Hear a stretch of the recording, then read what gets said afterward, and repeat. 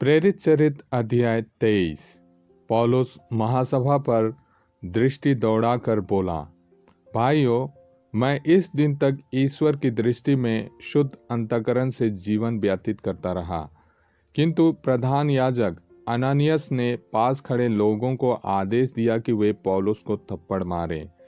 पौलुस ने उससे कहा, ईश्वर तुमको मारेगा, तुम पुती हुई दीवार हो। तुम संहिता के अनुसार मेरा न्याय करने बैठे हो और तुम संहिता का उल्लंघन कर मुझे मारने का आदेश देते हो। पास खड़े लोग पौलुस से बोले, तुम ईश्वर के प्रधान याजक के अपमान का साहस करते हो। पौलुस ने उत्तर दिया, भाइयों, मैं नहीं जानता था कि यह प्रधान याजक है। धर्म ग्रंथ में लिखा है, अपने राष्ट्र के शासक की निंदा मत करो।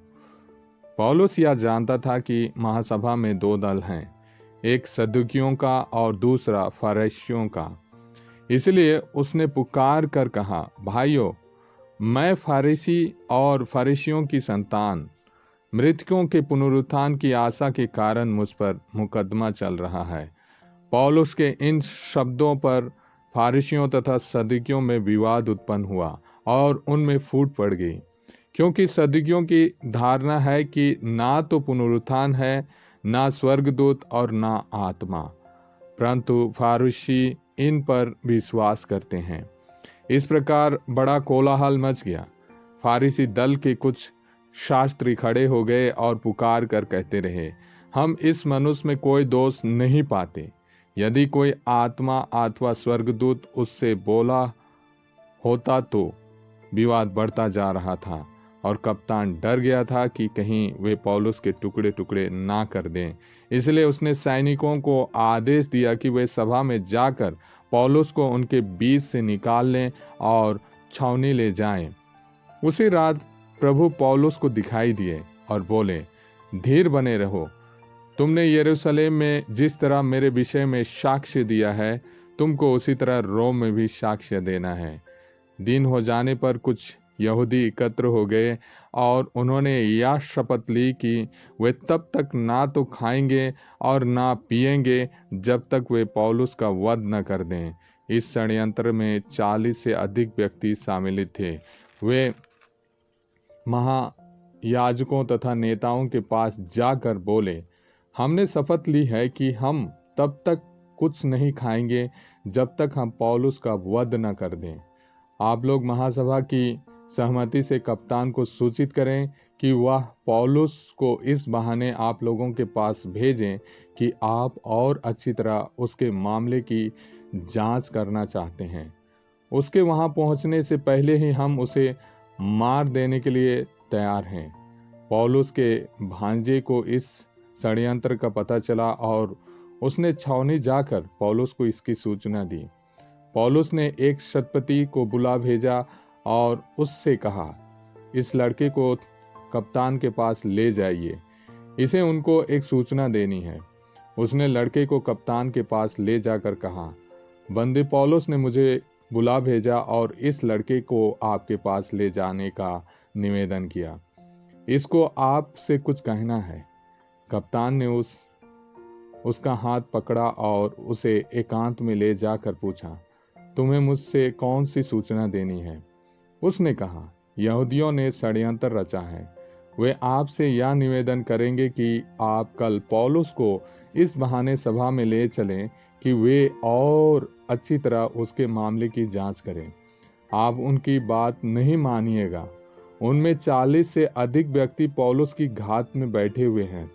उन्होंने शपथ ली है कि वे तब तक ना तो खाएंगे और ना पिएंगे जब तक वे पौलुस का वध न कर दें। वे अभी तैयार हैं और आपकी अनुमति की प्रतीक्षा में हैं।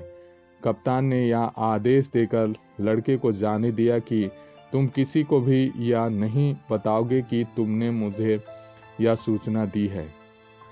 तब कप्तान ने 2 शतपतियों को बुलाया और कहा, रात के पहले पहर तक कैसरिया जाने के लिए 200 सैनिक, 70 घुड़सवार और 200 भाला वरदार तैयार रहें।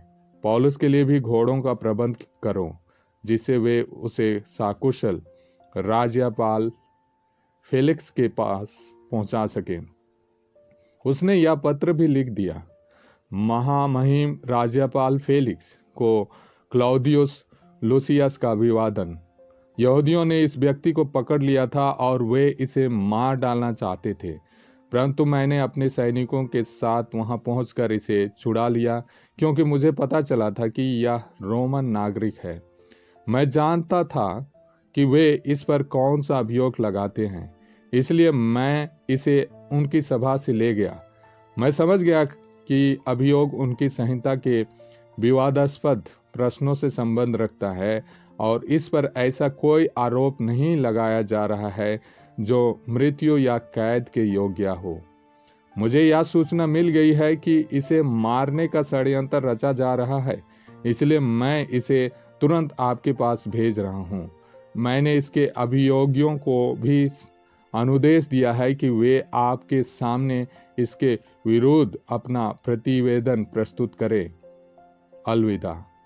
आदेश के अनुसार सैनिक पौलुस को ले गए और उसको उसी रात अंतिपत्रिस पहुंचा दिया। दूसरे दिन उन्होंने घुड़सवारों को पौलुस के साथ जाने दिया और वे खुद छावनी लौट आए। घुड़सवारों ने कैसरिया पहुंचकर राज्यपाल को यह पत्र दिया और पौलुस को उसके हवाले किया। राज्यपाल ने पत्र पढ़कर पौलुस से पूछा कि वह किस प्रांत का है। यह जानकर कि वह किलिकिया का है, उसने कहा, जब तुम्हारे अभियोगी भी पहुंचेंगे तब तुम्हारी सुनवाई होगी। और उसने पौलुस को हेरोद के किले में कैद करने का आदेश दिया।